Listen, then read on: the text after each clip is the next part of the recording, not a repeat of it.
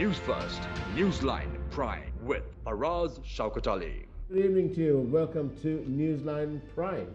Live as always from the Newsfirst studios in Dorset Street in Colombo. And what a wonderful day it's been. It started off rainy, but it's still wonderful. Because, of course, we live in a beautiful land. It's called Sri Lanka. We're all proud of it. And as I keep saying, there's few things here and there miss. And to discuss some of those things that are amiss is that legal luminary, Mr. Govind Dasri. Very good evening to you, Mr. Govind. Good evening. And thank you for being on Newsline Prime. Yes, and that's evening. I hope that doesn't disturb your extracurricular activities. Absolutely none. None. Great. It's a pleasure to be here. Now then, let's start proceeding, shall we? Yeah, of course. The courts have been in the news all day today, and of course we have had the confirmation from the Supreme Court that the judgment against the former Member of Parliament and the Munching MP, Davinder Silva, is to stand. Another aspect, of course, was yesterday when the Supreme Court held that the proposed 20th Amendment needs many sections that have to be passed by, first of all, a two-thirds majority in Parliament and then a referendum of the people. Mr. Govindasri, do you see any need for a 20th Amendment? I think we need a 20th Amendment to rectify many deficiencies that are there in the system, but that 20th Amendment is not what was initiated. And it's not surprising. It was expected that it will be just a dead letter, this 20th Amendment. And I felt that the UNP, maybe Ranil Wickremesinghe, misled the JVP. They took a red herring, they lost out very badly, and I think they are going to pay heavy debt for this. Because people never wanted this 20th Amendment. This was an amendment that was to reduce the power of the President and do many things that was not really needed by the majority of the people. Now, JVP is certainly out of touch, but they got two good men, Disanayake, they got Herath, but they seem to be lost out on this. And I don't think JVP can now make a major comeback or any kind of comeback. They would probably drop from their own vote standings because they have consistently been absolutely sycophant of any government, whether it's SLFP then or the UNP now. They just carry out their instructions, and this was destined to fall because I think the originators came from the NGOs, and it was a piece of legislation they wanted to bring. And now they know, people know what the Yahapalan is. People know it's an absolute failure. People voted for Yahapalania. But now it's all lost, and they don't think that either the JVP or the UNP or the SLFP or the new party of Mahinda Rajapaksa is capable of bringing any governance. There's likely to be misgovernance and heavy corruption. That's the order of the day. Well, so you feel that is it good enough then? No, the amendment, the Constitution needs amendments. I think, for example, you must get rid of the police powers. You can't give it to the North to get themselves armed again, to have another insurrection. No way. But then that's the 13th Amendment. That is the 13th. That's why I say 13th has to be rectified. 13th can't be completely done away with, because I don't think any government is strong enough to do away with the 13th for us, because the provincial councils have come to stay. I think the provincial council is an absolute waste of money, but we can't help it. For 25 years they've built a system within themselves and they got an administration, they got a public service. So with all those things, I think dismantling the 13th is impossible. But I think we should take the dangerous aspects of it, the possibility of a referendum, the possibility of a demerger, the merger. Once again, if there's a merger, those qualifications are still within the Constitution, within the 13th Amendment and the police powers. Now those things should be done away with, and that is exactly what the JVP did not do. They went into the areas which were troublesome. I fear that the JVP's lack of knowledge of English language prompted them to borrow people from the NGO sector to do the draft, and I think they'll have to pay for it very dearly sometime, someday. Is it the whole country that will have to pay? No, fortunately the country was saved. I must say the Supreme Court stood up to it. They said that constitutional amendments can't be brought in. And also a person who was very critical was the Attorney General. He also took the same view, and he had some young lawyers assisting him. They did an excellent job. So I think all credit goes to the Attorney General, still more credit to the Supreme Court. And remember, this is the Supreme Court that under Siri Pavan, can you remember that name? Absolutely. He allowed all the present blame, I think, has to be placed on the fact that we can't have elections for 4.5 years. You have to keep the parliamentarians in place. You got to change them around. But even if the government loses a vote on a financial issue like the budget, they can't. They are prohibited from holding elections. And that is what Siri Pavan did. And I'm very happy that Mr. Depp, Chief Justice Depp, did not follow suit. And I don't think he will be rewarded with another appointment like being head of a banking institution. But now that you mention the Chief Justice and so on, it's time that Mr. Depp retired, isn't it? Yes, Mr. Depp retires, and I think there are two candidates. One is Eva Vanasundara, a lady, a smart lady, and absolutely I can say she's above corruption or any kind of... and we are allowed to say all this, yes, we are allowed to say, and we're not breaking any rules. No, I'm not. I don't care even if I do break, because they won't take me for contempt on these matters. Yes. I must say she's very good. In fact, at the time, she was the only one who was wearing the black belt or a pair of trousers in the Supreme Court when they were very weak. And she stood up, and mind you, for us, it's for a Supreme Court judge, it's impossible to bring a lawyer, so senior lawyer, under control. And I still remember very well when she sat with Siri Pavan, and Siri Pavan was playing up to a very senior lawyer. She stood up and told him where he got off.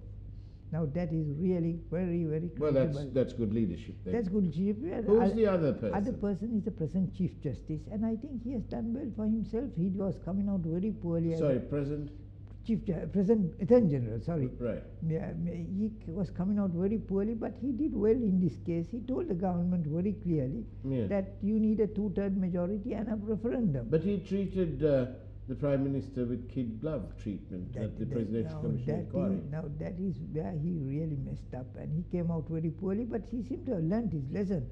So he is the other candidate. But this is the whole problem with this system, isn't it? We had Chief Justice Sarath Silva, who later on came out and asked the people to forgive him for various judgments that he made as the Chief Justice. He said, I'm terribly sorry, old chap, and he's off on his, wherever. But the people are stuck with those decisions. But not only are they stuck, but he's now stuck with Mahinda Rajapaksa. Well, I don't really care where he's stuck, but I do care where the people are stuck. No, but I care where Chief Justices have no business in getting involved in politics, whether before or after. And when they do, it's a disgrace. And I think Sarath Silva has disgraced the entire judiciary by getting himself associated with politics after his office and then shifting. Remember, he was one of the former supporters of Fonseca, and now he's dished him. And he's now with Mahinda Rajapaksa. I really don't know what he's doing. I see. Well, let's remind our viewers that on this program you can send us your questions by SMS. And if you SMS 0772 300 305, we'll look at them and take them up as time and space permits. And of course, editorial content. 0772 300 305. We are live, and we are in the company of Gomin Dayasri Legal Luminary, shall we call him. Now then, you say that, but there's been some sort of talk that the present Attorney General might end up as the Chief Justice. That is also there in the air, but there's also very much in there that they will permit the present senior judge, Siva Vanasundara, to be the Chief Justice, because she's due to retire very early in January. Right. And she might hold office for a few weeks. And I can tell you that she's a credit to Sri Lanka. Here we go. We've got, I wish our control room will take notice of this. There's some of the viewers are complaining that the mic isn't clear. My mic isn't clear. We're sorry, there's some technical glitch going on, that they'll look at it now. And let's look at some of the other messages. Here's one from Candy. And if the provincial councils have come to stay, should not their scope and powers be enhanced? What do you say about that? I don't know about enhancing. They have not performed at all satisfactorily or adequately, and I don't think enhancing their powers is going to solve any of the problems, because if you remember, till the land issue was there, it was the SLFP government run provincial councils who were trying to acquire land from the central government and do a lot of things that should not have been done. And fortunately, that judgment saved the lands belonging to the central government. Otherwise, the provincial government would have rewarded it to their supporters, and that's bad. And we can often see in the provincial councils there is no discipline. For example, Tondaman was having a lot of trouble with the central province chief minister, and we can see how Vignesaram is behaving in the north. So I don't think these provincial councils have performed adequately to be given more power. What about Mr. Sambandan? He must be easily the worst opposition leader ever. Well, Sambandan has a difficult duties to carry out, because he has to keep the support of his people, and he wants to get on the reconciliation road. It is Vignesaram, his creation. But Mr. Sambandan is supposedly the leader of the opposition, not the leader of the opposition from the north. He's the leader of the opposition for the entire blessed country. But he doesn't act as though he's that, does he? He certainly does not, and that is a great something lacking in him, which we noticed very much did not happen when Amithalingam was there. If you remember, Amithalingam and Tondaman were the two people who spoke loudly against the government when Mrs. Bandaranaike lost her civic rights. And they were asked for a free vote, they got it, and they showed themselves very correctly to be. Then the leader of the opposition was Amithalingam, not Mrs. Bandaranaike, but he stood up for her. Now that is exactly what the leader of the opposition is doing. He is acting in a way, he's only appearing for the north, but at the same time he's at least trying to bring about a reconciliation between north and the south, which I think is the prime need of the moment, because we have to get together, we have to live like brothers. We can't keep quarreling. We quarreled sufficiently and we suffered. Now we know 33 years. 33 years, and now we know we must overcome it, and now we must go together. But again, I think it's a generation gap. Our generation cannot do that. Next generation will do it, but they must have helping hands, and you must get a guy like Vignesaram out of the picture. Who brought him? Sambandan and his Sumandiram. Now he's gunning for them. And both those lads have done their best to bring about a reconciliation process, though of course Sumandiran has overdone and shown him to be a pawn of the UNP. Nevertheless, that's all right. I don't mind whether it's UNP or SLFP or any party, but the North and South must get together. They must act like brothers, and if they do so, I think many of our problems can be solved, because we must be strong in the country, within the country. And we saw how the SLMC behaved, but we saw how the Muslim people behaved. They were very correct and very proper. They stood up against terrorism even when they were attacked in mosques, but they stood up against the SLMC. Where, if you remember, that was the only party that had a secret agreement with the LTTE. Well, we've got all sorts of problems and so on, but would you agree that perhaps we need a strengthening of our systems?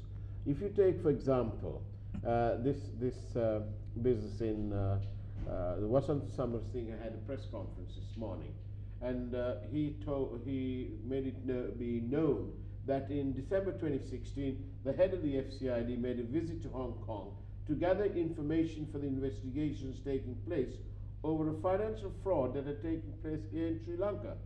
The information relates to $22 million in an account with a bank in Hong Kong, the details of a company and its board of directors, and information about money.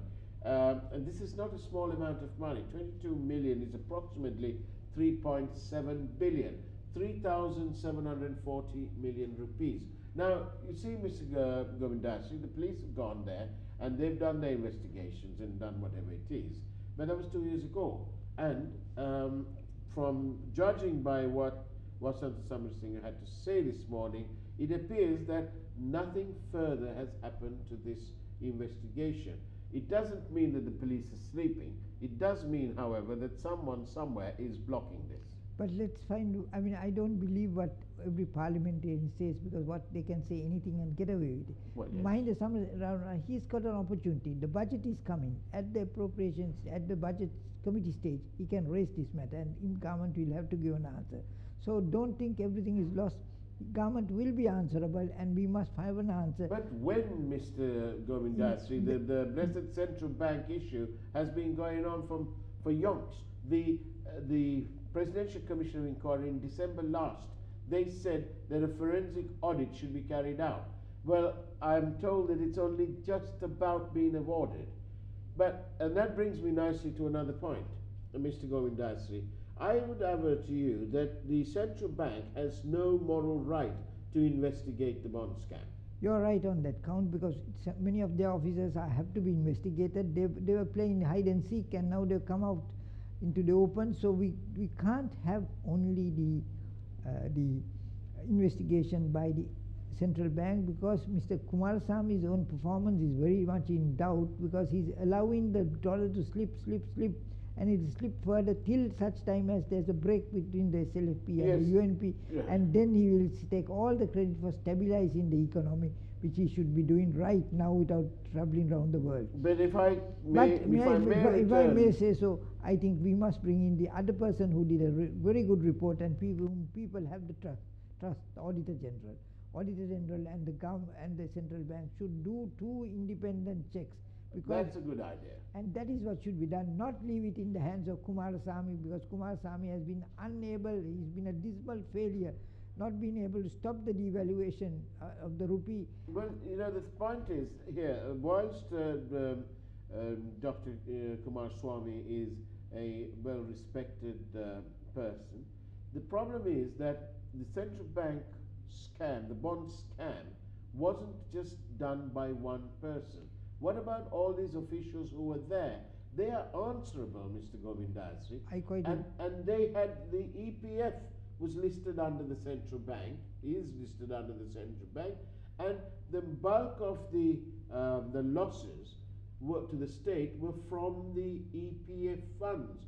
What on earth, for example, was the Monetary Board at the time doing? That is a question, not only Monetary Board, what was the governor of the then and now doing? Because they must investigate, they must recover the money. People's money can't be just distributed into the hands of others and just have them locked up. I mean, we get a message every time that there are certain people have been further remanded. That is not what is important. We got to recover the money. Now, has the government, they got the new audit bill, have they taken steps to recover? Done nothing. That is why I blame Mr. Kumaraswamy, but Mr. Kumaraswamy must say he's an honest man. We're experiencing some technical difficulties. We go for a short break, have it fixed and return. Don't go away. This is Newsline Prime.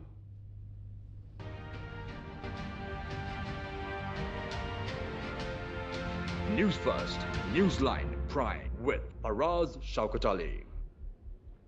Welcome back to Newsline Prime. We're sorry about the technical glitches that we've experienced. Now then, Mr. Govindasri, we've just got a few more minutes. What do you think of the political climate? Some people say that the trio have met. What do you think of the political climate? What's happening? I think it's an absolute bizarre, because Mahinda Rajapaksa and Sirisena are talking about a new election, presidential election. Now, if you have a presidential election now, right now, that means Mahinda Rajapaksa is disqualified, Namal Rajapaksa is disqualified, Gotabaya Rajapaksa is disqualified. Now, who comes as the president? Are we going to have Sirisena again? That seems to be what Mahinda Rajapaksa wants. If he wants Gotabaya and he puts Basil Rajapaksa as the chief spokesman, he has his entertainment secretary, G.L. Pires. I mean, he provides the food and drink, and he's a very good food and beverage man. But outside that, what are we doing? I mean, is this the opposition we are going to get in after the UNP?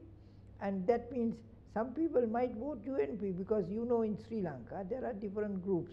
there's the SLFP group that came and displayed themselves on the road, there's the that's the Mahinda Rajapaksa group, there's the SLFP group of Sirisena, there's the UNP group, and there's that middle vote. That's the vote that counts, that's the vote that tells, that's the vote many of our listeners are, that's the vote where young people are. Now that vote, where are they going to vote next time if they see Mahinda Rajapaksa and the Rajapaksas banished from politics due to constitutional effect? Then are they going to vote for Sirisena as president? Sirisena and Mahinda Rajapaksa and Sirisena and the group of 16 will make jokers of themselves. Ranil Wickremesinghe, there's nothing to talk about him. He has let the country down. And Sirisena and Ranil Wickremesinghe are behaving like real losers because they are spending more of their time abroad. That's the first reading I get. When a man is going to lose, he tries to make the best of what is available, have a grand time and then go off. And that is exactly what Mr. Sirisena is doing, a talker more than a worker. And Mahinda Rajapaksa, I don't think he's now a talker or a worker. He's absolutely gone as far as talking stupid about joining hands. I have a message from a viewer. I have several messages. Just take this one, shall we? The bond scam within the first month of the Palane government derailed all good intentions the President and the few honest politicians had. I blame Prime Minister and those around him for this failure, so says viewer. What do you say? I agree with him, but I think Sirisena cannot be completely absolved because he played easy. He's too late. He's only a talker, but he did a few good things. He appointed a commission. He did not allow the former governor to continue. He brought Kumarasamy. No doubt Kumarasamy is honest, but that is not enough. And now he got to make changes. He got to save the country from this steady devaluation where there is no government, there is no economy. I mean, what is happening to this country? I mean, this is a country of people of talent and ability. Why are such people not utilized? Why are you not utilized? Why is the young not utilized? One or maybe another two questions. Do you think that the delayed cases can be expedited by the new courts? Well, let's hopefully that it is so, because justice denied, justice belated, justice late is justice lost. So let's hope that they can do, but much of it depends on lawyers and judges. They have a role to play. Now if I do a case, I can finish it off because I fight it hard. But it's up to the lawyer to do it, and I'm sure the lawyers should contribute in this exercise if they want to earn a good name, and the judges should see that it is a day-to-day proceedings. Now I want to ask you this. They use the special high courts to go to prosecute one of the first ones was Gamini Senra. Now they say they're also going to do the former Defence Secretary. Can I ask you this? It's an obvious question. The bond scam. Why is it that we can't have the bond scam, the perpetrators brought to justice through this special court? It's supposed to be an expeditious court, right? Very good question, very good, but I don't think... Who's behind not doing it? Both the President and the Prime Minister, both together, and the leader of the opposition. He says, go and report to the FCID, that's the dead loss. So I blame all three. And it's a dead loss because they've made it a dead loss. They made it a loss, and they are making the loss, making the... so what's the problem? They say they want the special high courts because they know they want to expedite matters. Well, great idea. Why not just start the bond? It's, after all, in order of the preferences, it should be the first item on the ticket. I don't think that is quite right, because some of these items took place prior to the coming of this government. So that I don't know the item, but it is that they can have more than one court. So have a special... They say they're having a second court. So now have a special court, have a third court, have a special court, and get over this bond issue. That is the largest fraud of all times. And that is the fraud that keeps coming all the time up. And I blame primarily the Prime Minister and the President, and to much less extent Mahinda Rajapaksa, because remember, if not for Rajapaksa, we won't be living peacefully like this in this time of the year. Otherwise we would have been under the noise of the terrorism. Well, listen, that's all fine, but we can't all forever and a day be stuck in that mire.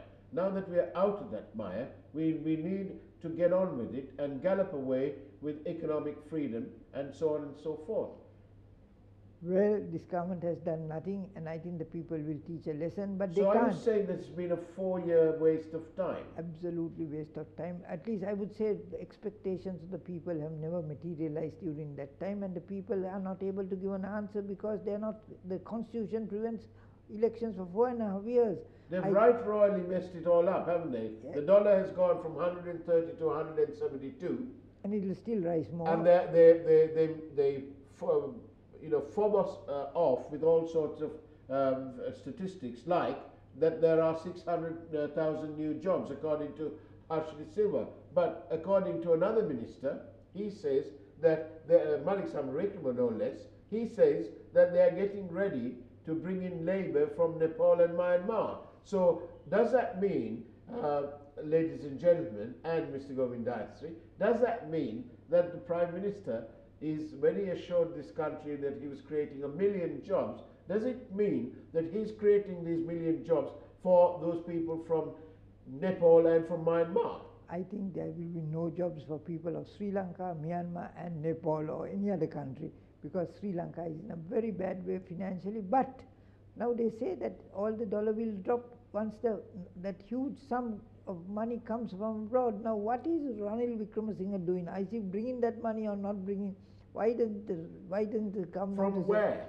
No, who is going to be giving us money? No, he has said there's some huge sum that is available. That will certainly bring the dollar down, but will that mean like when in the Mahinda Rajapaksa period, is it loans? Is it outright grants? If it's loans, now we got to pay for it. And we are selling this country to the Chinese. We are selling this country now to various countries, probably the America. I don't know where the money is coming. Everything is in absolutely dead end. And I think unless we get new people, that's why I say, whether right or wrong, we got to get a new team. This team is too old, that they don't know to gracefully retire. We'll have to chase them out, but we can't chase them out till an election comes. Well, Govindasri, that has been the end of an entertaining evening on Newsline Prime. Thank you very much for being with us. Thank you, and I'm sorry that I couldn't say a little more. I would have loved, but it was reduced time. Thank you. But shall we wish our cricketers a great series? Yes, we shall, but I don't know. Let's hope that... No much. Let's be positive about this. Let's be positive that the weather gods look after both sides. Indeed, and let the best man win. Thank you. Indeed. Govindasri, thank you very much. That's the way it was on Newsline Prime this evening. Do take care and God bless.